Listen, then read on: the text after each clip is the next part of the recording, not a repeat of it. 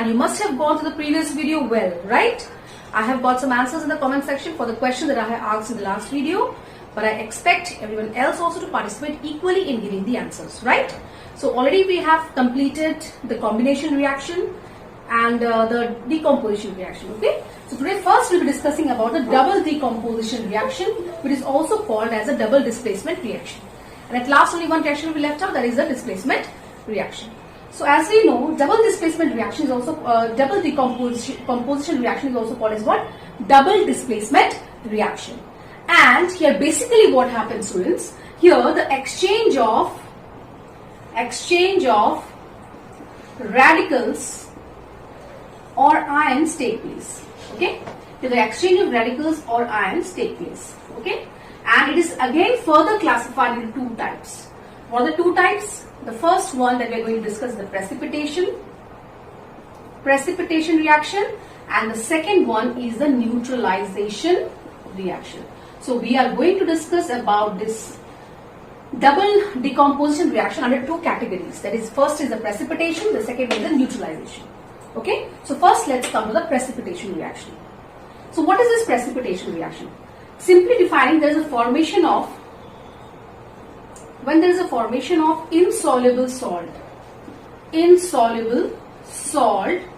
or a substance, insoluble substance or a salt, then that type of reaction is called as what?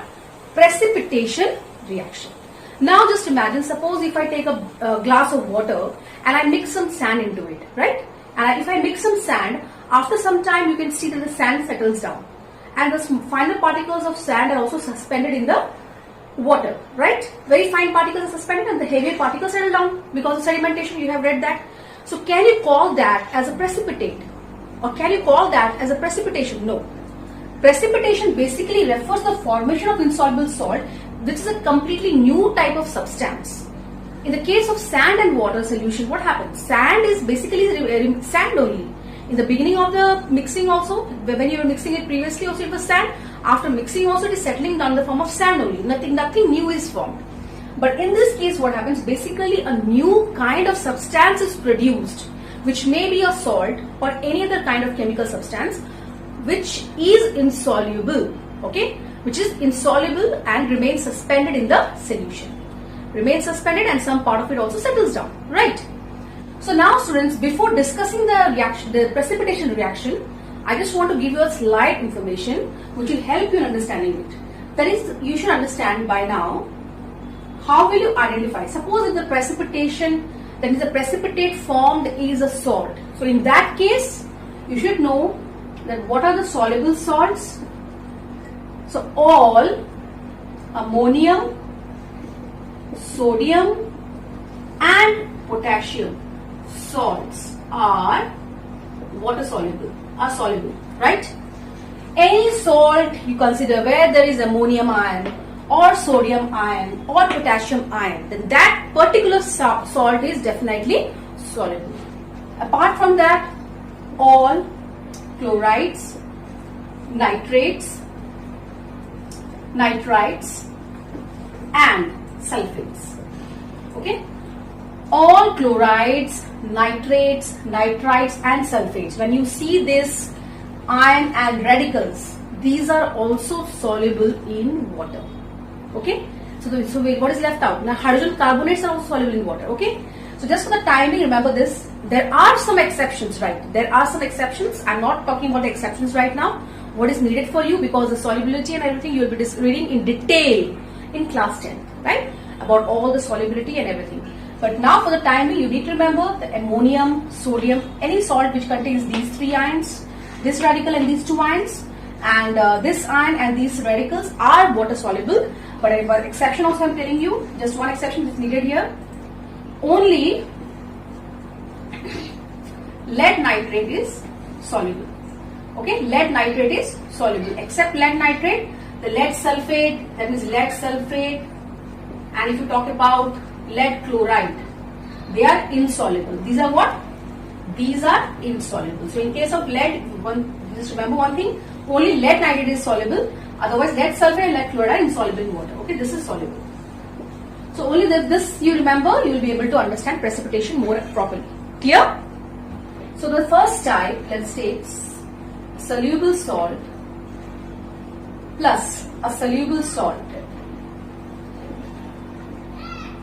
reacts to give a soluble salt plus an insoluble salt, which is the precipitate. Okay, so now you just understand this, that when you're mixing two soluble salts, the product obtained is a one soluble salt and the other one is an insoluble salt. So let us take an example for that, right? Suppose now you see here in this category I have not mentioned the carbonates. So now whatever radicals you have, you are clear with. Okay, let's discuss about those radicals. Let's not go into other part. So now carbonates are not included here. So let's suppose if I get, but sodium carbonate will be soluble. Na2CO3 will be soluble because it contains sodium.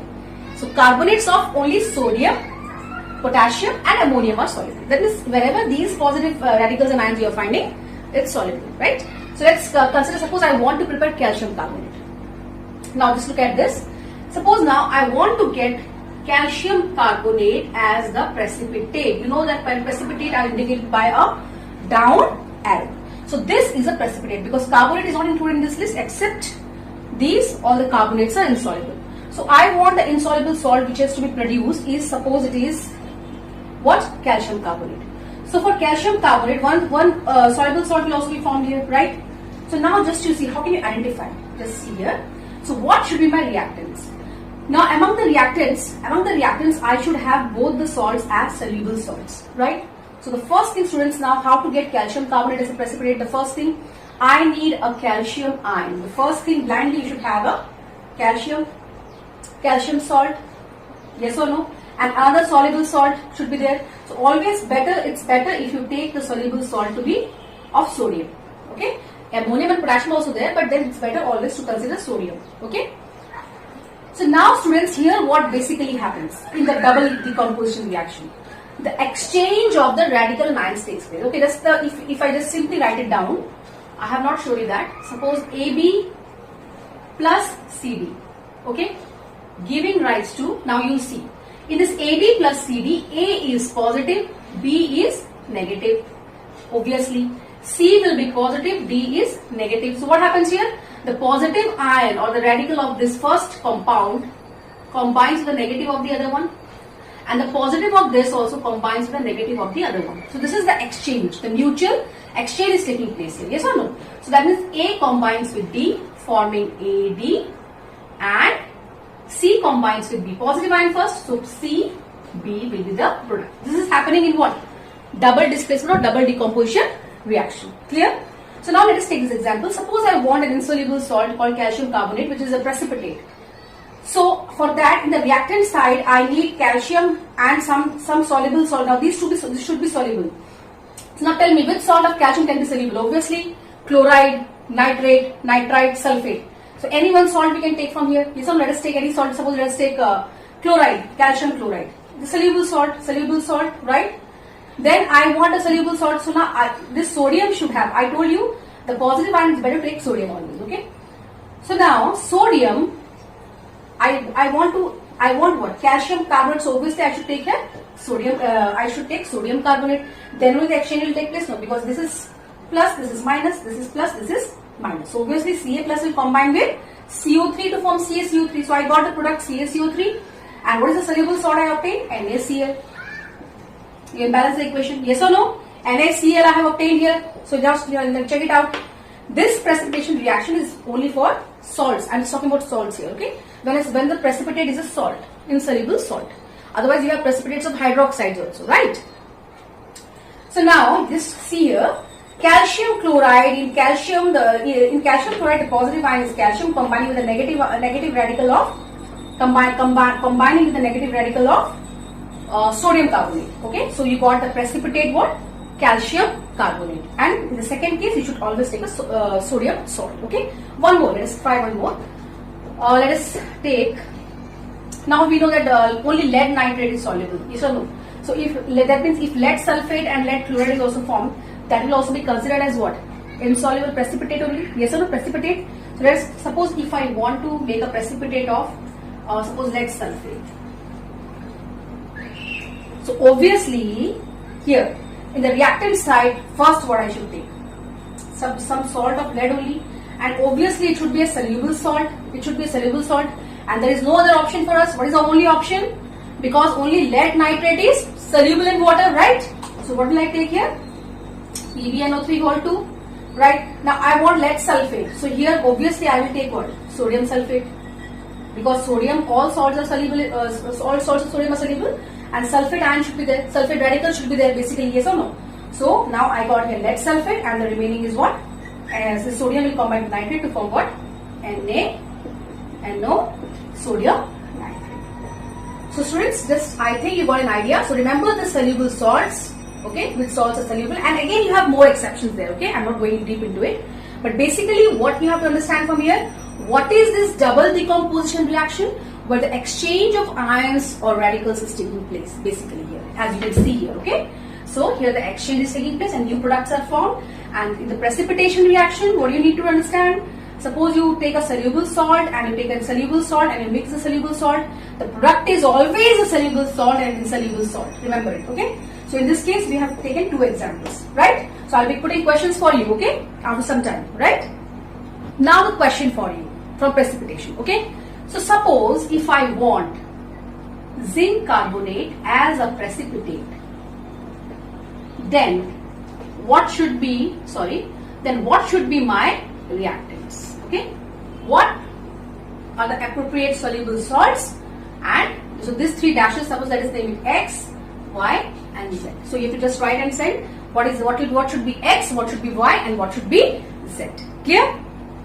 Now students, one more thing I want to tell you is that this precipitation reaction, the application it's also there for precipitation reaction, by means of which we can identify the unknown metal ion. Okay, we can identify it. It's used for identifying unknown metal ion. Okay, suppose you are given Fe2 plus ion. Suppose you have a salt, like suppose let us take FeSO4. Okay, so it's Fe2 plus ion. Okay, so what you are basically doing here, what we do is we take a salt solution, the given salt solution, you are adding NaOH, sodium hydroxide to it, then what happens, you get a salt plus a colored precipitate, and this precipitate differs from ions to ions, right, which helps us in identifying. So let me give an example for you. So let us take ferrous sulfate. Suppose you are given this salt and you don't know whether this salt is ferrous, or what metal ion it contains. You're not aware of it. The first thing what you're going to do, you're going to add sodium hydroxide to it. So obviously you will get a soluble salt, Na2SO4, and you'll be getting here ferrous hydroxide, FeOH, which is a dirty green precipitate, right? So it is a specific color. That means ferrous ions are always, they form what? Dirty green precipitate. So from that easily you will be able to identify, yes, the given salt is, the given salt contains ferrous ion because the color of the precipitate is what? Dirty green in color. Let us take one more example. Suppose you want to identify Fe3 plus ion. So what? Suppose the salt is FeCl3. Clear? The salt is FeCl3. So you are adding NaOH to it. So obviously you are getting a soluble salt here, NaCl, plus you will be getting ferric hydroxide, which is always having a what? A reddish brown color. Okay. So when suppose you have given the unknown salt, you make a solution of that unknown salt and you add NaOH to it, sodium hydroxide. Yes. So if you get the color of, if you get a reddish brown precipitate, obviously it is what? Ferric ion. If you get a dirty green precipitate, you have a ferrous ion. Clear? So now students, let us come to the next type of double decomposition reaction. That is a neutralization reaction. Okay. And what is the basic format of neutralization reaction? An acid reacts with base to give salt plus water. Right? Clear? And in this case, the base can be soluble base or an insoluble base, and if the acids you are going to take is mainly HCl, H2SO4 and nitric acid. right? So basically these three acids you are going to focus, right? And the base can be soluble base or insoluble base, and the product is always salt and water, right? So let's take an example from here also. Suppose let us take an acid. Among these, any acid you can take. So the base can be soluble, it can be an alkali or insoluble base, which is not an alkali. Okay. So acid, let us take HCl. A base, sodium hydroxide, very common base, right? Alkali. It is soluble base. Yes or no? It's soluble base. So now, so here what will happen? This is also double decomposition. Double decomposition means what? Here H plus Cl minus, Na plus OH minus. So obviously this H will combine with this OH. Yes or no?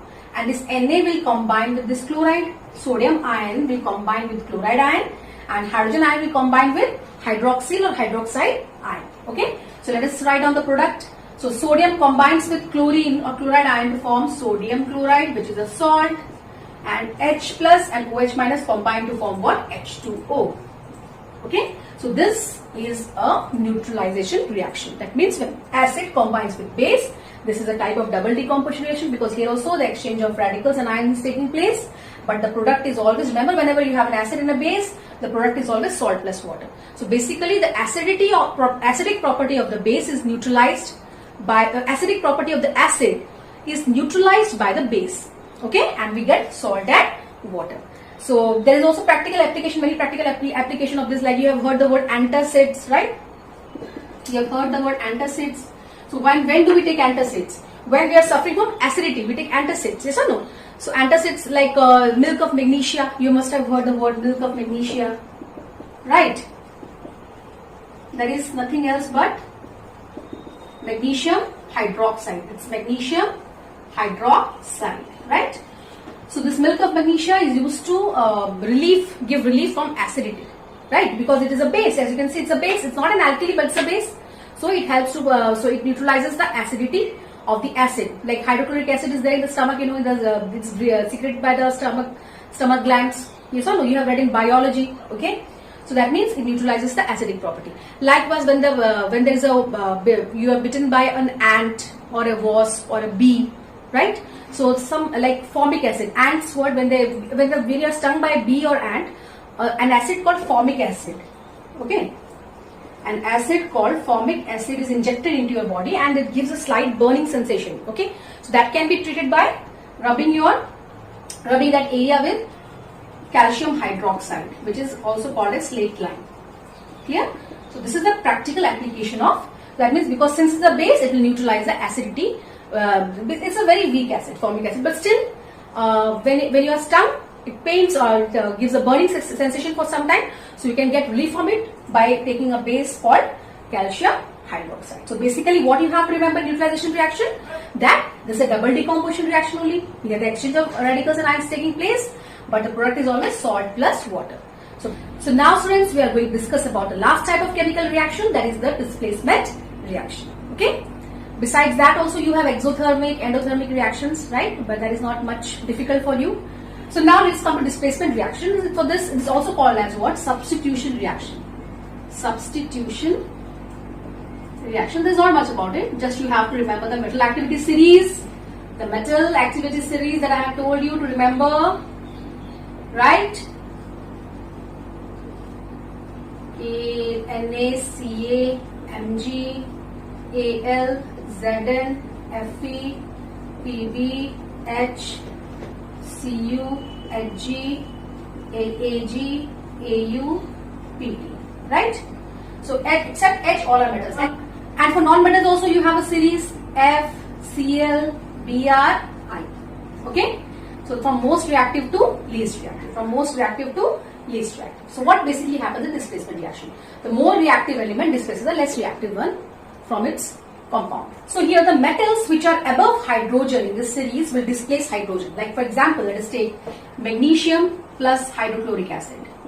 Okay. So now you can see this is H plus Cl minus ion, this is Mg2 plus ion. So now what happens here? Magnesium is above hydrogen in the metal. Hydrogen is here, you can see it's above hydrogen in the metal activity series, so it is stronger than hydrogen. So what it does, it knocks out hydrogen from this compound, okay, and takes the place of hydrogen.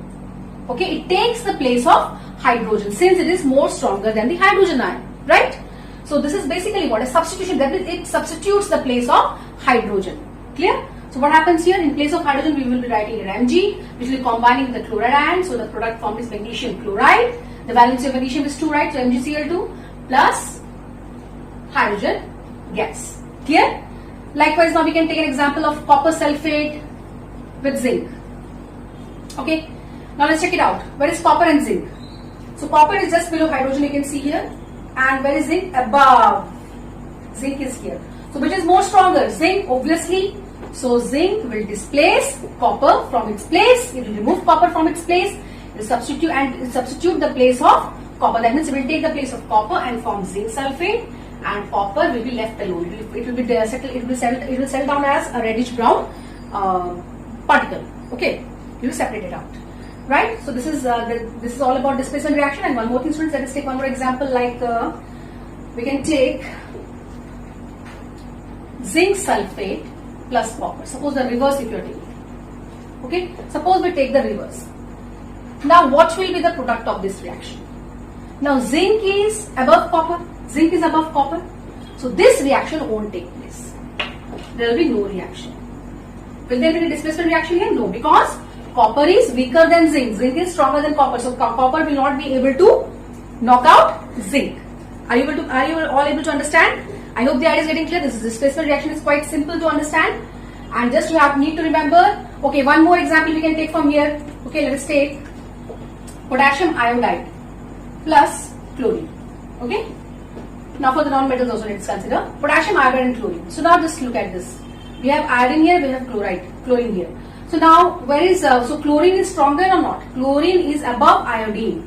Chlorine is above iodine in this series. That means chlorine is more stronger than iodine. So definitely it will remove iodine from this compound and take the place of iodine, forming potassium chloride, and iodine will be separated out. Are you able to understand? I hope the idea is getting clear. So students, before ending the class, I have some 4 questions for you over here. You can see the reactions I have written, chemical reactions. Now your work is to identify the type of reaction. So you have discussed about all the types of reactions. You are clear with that, I hope. Okay. Go through the video properly. Be clear with the types of reactions, and you are going to tell me number 1 is which type of reaction, number 2 is which type of reaction. You are going to post your answers, right? So with this, I end this class, and till the next class, study well and work hard. Prepare well for exams. Take care.